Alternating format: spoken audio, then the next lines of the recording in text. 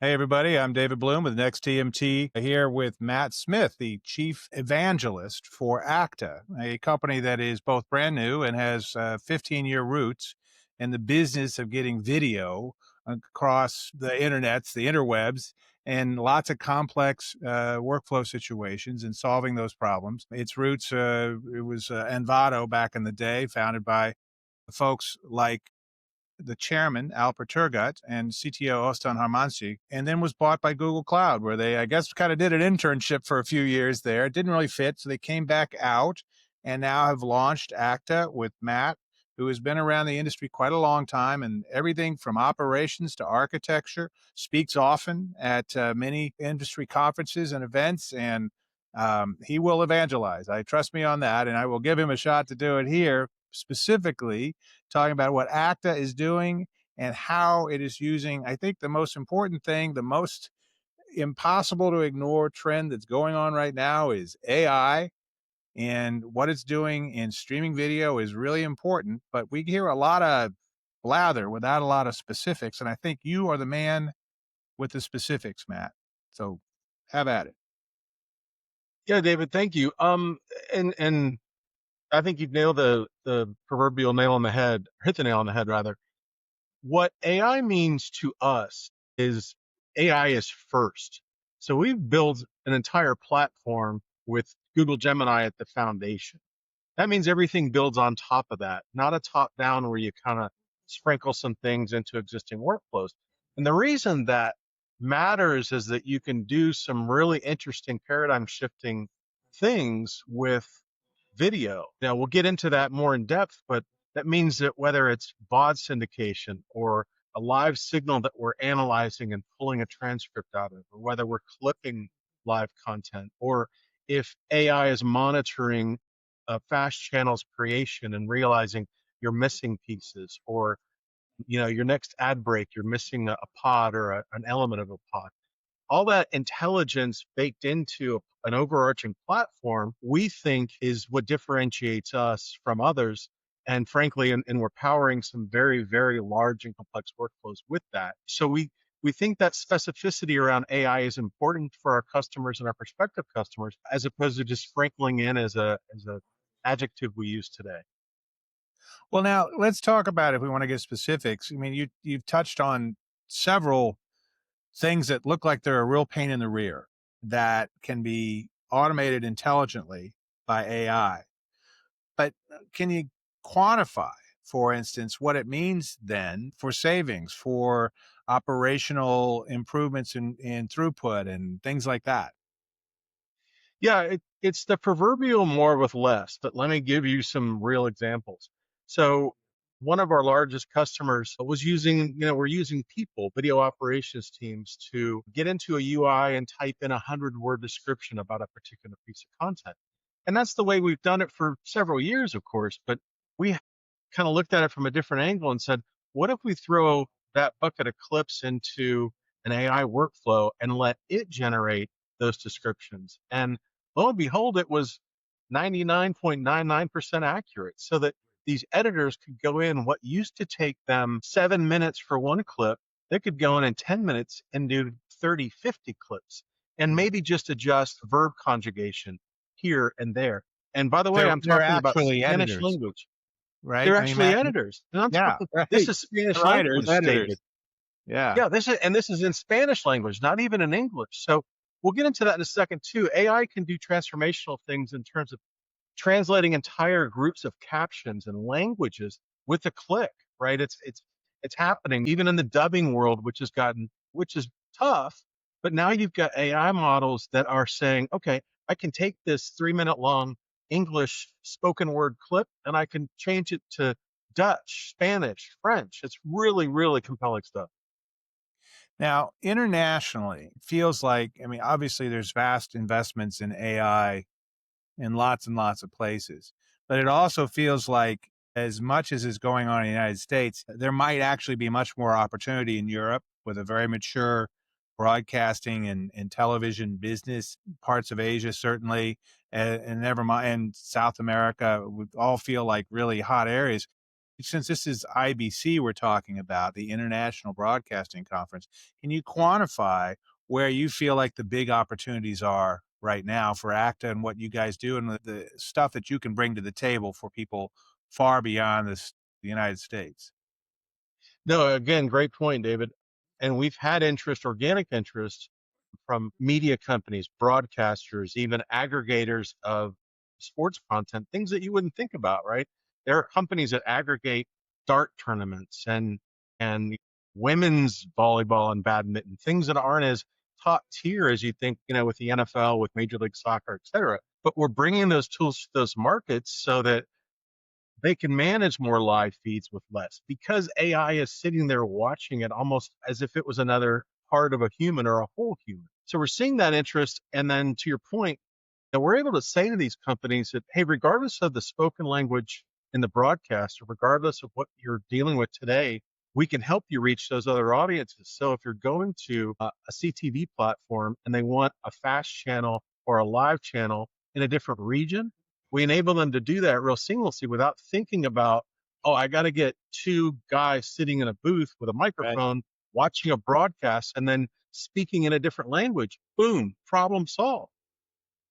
So all of a sudden, what you're saying is the potential for international expansion across languages. You still need a human oversight. You still need somebody to do that editor job of making sure the verbs are conjugated correctly and all that.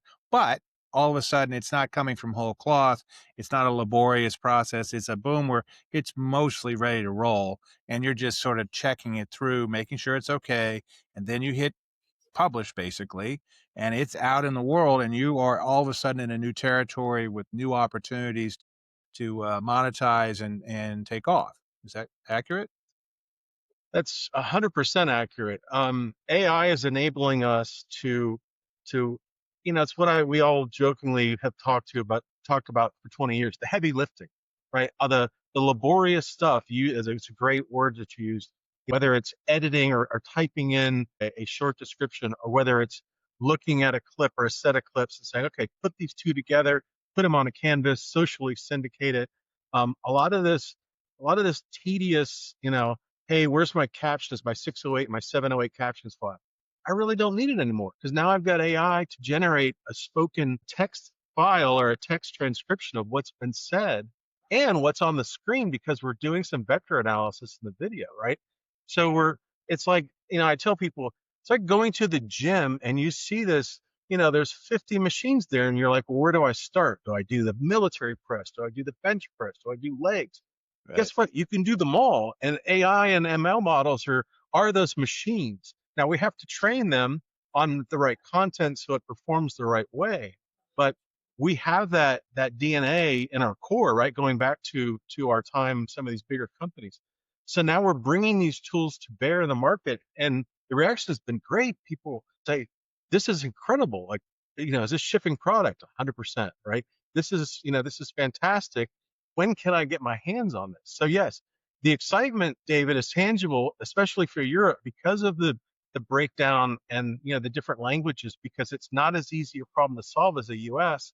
And finally, to put a point on it, you and I've been in this space for a long time. The adoption curve has been different in EMEA and in the Americas, but that's good because we've learned all these lessons here. We've built these tools, and they're in market with some of our biggest and medium and small size customers that they're working in, and we're learning from them every day. So yeah, I mean, Europe is a particularly obvious example. The challenge is it's that EU is a US sized market, but with about as many languages as we have states. Yes. I mean, it's hard enough to understand somebody from the deep south if you're from the west or Long Island, but and vice versa. But it's even worse when it's Denmark to Greece. So you all can help ease some of that. And as you say, it's also spinning up the fast channel to insert the ads at the right places, to understand the clips and the thumbnails. It's a bunch of different things. It is a maybe not. I mean, I guess probably the best example. It's a Swiss Army knife, since we're talking Europe, right? For a lot of these issues. And a couple of interesting tidbits I'll throw out there, like where AI is kind of raising the bar is, with scheduling. So fast channels, if you believe some of the market research, you're probably tuned in this better than I am, but I saw a number today that it's still growing somewhere around 20%, which is great. Well, a calendar interface is good. We obviously had that, and a drag and drop in a editing sort of scenario works.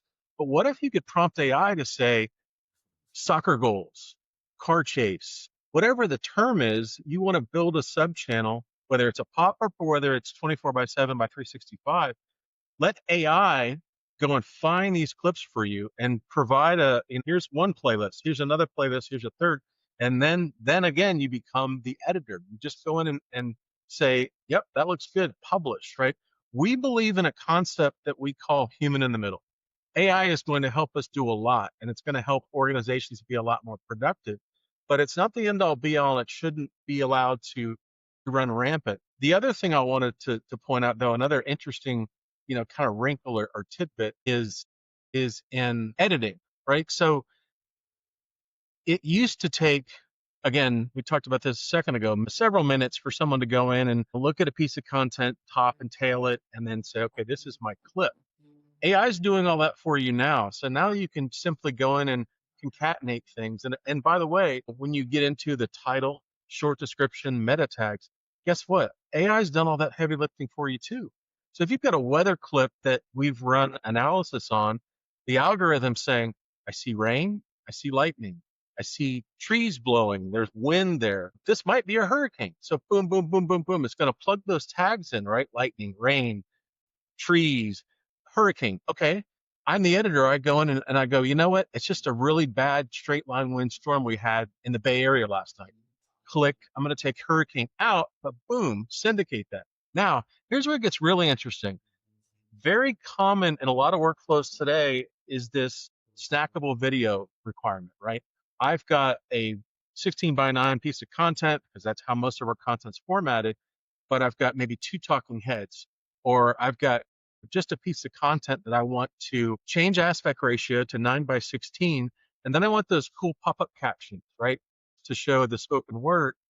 So now, and we've got an AI model that does this with a click, and AI tracks it, and they can push that clip out again in a matter of seconds, as opposed to just months ago. I can think of where customers are saying, I've got to pull that out, get it into Premiere, change the aspect ratio, export it, and then put it back into whatever tool I'm going to use to socially syndicate it. So again, it's that compression of work and level of effort that these tools are really providing. And that's the specificity. That's where the rubber hits the road. Well, that sounds both fantastic and probably a good place to wrap this up. People are going to see you at IBC. What's the booth number? We're in the IABM Diamond Lounge, which is, I believe it's right off of Hall 3. It's a Moving beautiful on area. up.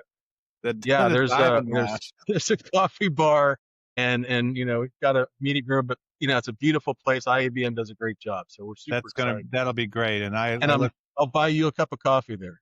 I'm gonna take you up on that. That sounds great. I Okay. will see you in Amsterdam with thousands of other attendees at the International Broadcasting Conference 2025 in just a little while, about a week from now. I'm David Bloom with Next TMT, here with Matt Smith, Chief Evangelist for Akta, which is doing all kinds of fascinating things using AI to transform the workflows of media companies really around the world. With that, we'll wrap things up. Thanks so much, Matt. Thank you, David.